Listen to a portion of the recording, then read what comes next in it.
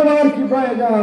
ওই বান্দা বলবে, আমার মিজানে ওজন দিয়েছে আমার নেক এবং বদ উভয়টা সমান সমান। আল্লাহ পাক আমাকে বলেছেন, যদি একটা নেক যদি আমার কেউ দান করে, একটা নেক যদি কেউ আমাকে দেয়, ওই একটা নেকের বিনিময়ে মিজানের পাল্লা, নেকের পাল্লাটা হালকা ভারী হতো, ওই নেকের বিনিময়ে আমি জান্নাতি হতাম। কিন্তু বিশাল হাসরের ময়দানে কেউ আমাকে একটা নেক দিচ্ছে না, কেউ আমার দিকে তাকাচ্ছে না।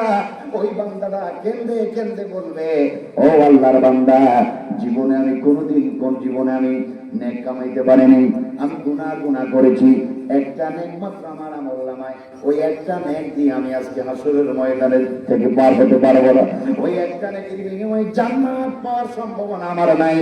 এই মুসিবতের ময়দানে তুমি যেহেতু আজকে মুসিবতে পড়েছ, একটা নেকের জন্য তুমি জান্নাতে যেতে পারছো না, যাও আজকে বিশাল হাসরের ময়দানে আমার এই একটা নেক তোমাকে আমি দান করে দিলাম, তুমি এই নেকের বিনিময়ে জান্নাতে চলে যাও। ধরে বলো সুবহানাল্লাহ।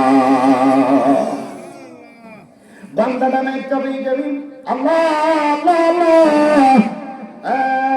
আল্লাহ।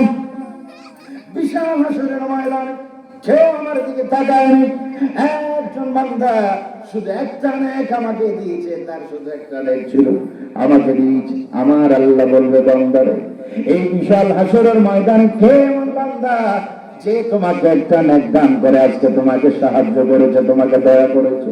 ওই বান্দাটাকে আমি দেখতে চাই। ফেরেশতার মাধ্যমে তাকেও তলব করা হবে, তাকেও ডাকা হবে। ওই বান্দাটাকে আল্লাহ পাক জিজ্ঞাসাবাদ করবেন, বান্দা গুনাহ করেছো, নেক তোমার একটা, ওই নেকটা তাকে দান করে তুমি আজকে পার করে দিলে, জান্নাতি বানিয়ে দিলে। ও বান্দা, তুমি কিভাবে দান করেছো?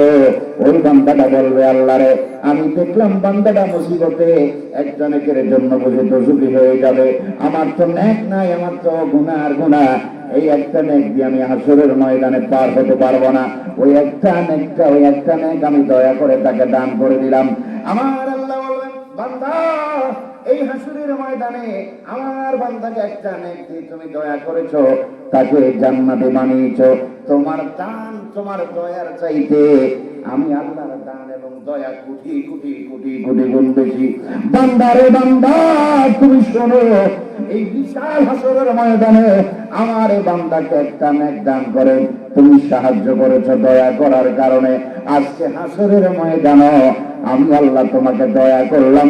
যাও রে বান্দা, তোমরা দোনো ভাই একে অপরের হাত ধরে জান্নাতে চলে যাও। ধরে বলুন সুবহানাল্লাহ, আল্লাহু আকবার বলুন, আর চিৎকার দিবেন আল্লাহু আকবার। এবার জোরে সরে বলুন, আমরা আখিরাতে আল্লাহর দয়া পেতে চাই কি চাই না? আল্লাহর দয়ার দরকার আছে কিনা? খবরদার কখনো বলবেন না যে আমি তো ভালোই আমল করছি, আমার তো প্রচুর ইবাদত।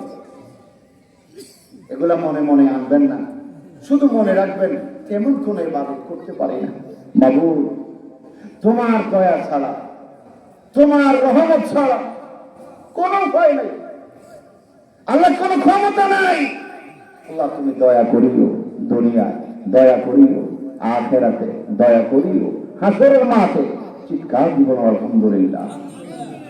কারণ আমাদের তেমন কোন যোগ্যতা, আমাদের তেমন কোন দক্ষতা, নামাজ পড়বেন, ইবাদত করবেন জাহান্নামের ভয়ে নয়, জান্নাতের আশায় নয়। ইবাদত করবেন, নামাজ পড়বেন, বন্দেগী করবেন, একটা মাত্র উদ্দেশ্য, সেই উদ্দেশ্য হচ্ছে আল্লাহ এবং রাসূলের সন্তুষ্টি। কার সন্তুষ্টি? আর যদি আপনি জাহান্নামের ভয়ে নামাজ পড়েন, আল্লাহ বলে, তুই তো জাহান্নামের ডরে পড়ছস, ঠিক কিনা? তুই জান্নাতের আশায় নামাজ পড়ছস, আমার সন্তুষ্টি কই? এর জন্য নামাজের মধ্যে ইখলাস থাকতে হবে, ইহসান থাকতে হবে, আল্লাহর সন্তুষ্টির উদ্দেশ্য থাকতে হবে, রাসূলুল্লাহর সন্তুষ্টির উদ্দেশ্য থাকতে হবে।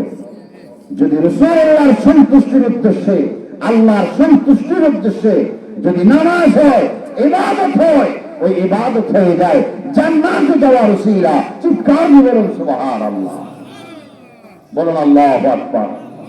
আমরা সেইভাবে আমল করতে চাই কি চাই না? আরো জোরে কন্যা চান কি চান না? এই জন্য আমার ভাইয়েরা, আমাদেরকে নামাজটা ঠিক মতো পড়তে হবে, আমল সুন্দর মতো করতে হবে, ঠিক না? আপনারা কি আমল চান না? ন্যাক আমল না বদা?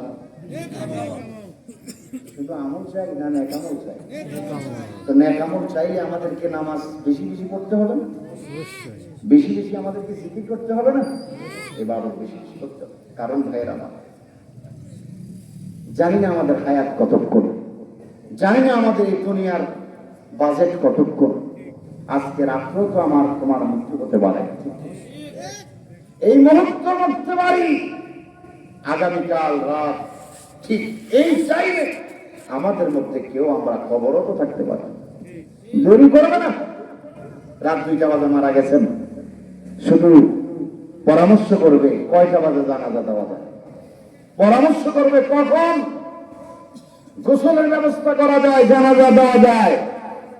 আপনি রাত 2টা বাজে মারা গেছেন, আগামী দিন 2টার আগেই চেষ্টা করবে আপনাকে কবরে শোয়াই দিতে, ঠিক কিনা? সেখানে চলে যেতেই হবে। দুনিয়ার সব মিথ্যা হতে পারে, মৃত্যুটা কিন্তু সত্য। কোথায় আমার বাবা, কোথায় আমার বাবার বাবা, কোথায় আমার দাদার দাদা, কোথায় আমার দাদার দাদার দাদা? কেউ নাই। আপনারও কথা রাখো, ছিল তো, ঠিক কিনা?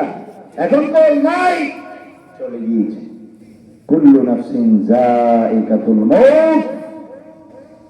প্রত্যেককে, প্রত্যেক প্রাণীকে মৃত্যুর স্বাদ গ্রহণ করতে হবে, প্রত্যেককে মৃত্যুবরণ করতে হবে। এবং পরিপূর্ণ হাসরের ময়দানে প্রত্যেক বান্দাকে পরিপূর্ণ বদলা প্রাপ্ত হতে হবে। এবং সেদিন হাসরের ময়দানে শুধু একমাত্র তারাই সফল কাম হবে, তারাই সাকসেস হবে, তারাই সফল কাম হবে যাদেরকে আল্লাহ পাক জাহান্নাম থেকে দূরে রাখবে এবং যাদেরকে জান্নাতে প্রবেশ করাবে। উচ্চস্বরে কোন সুবহানাল্লাহ।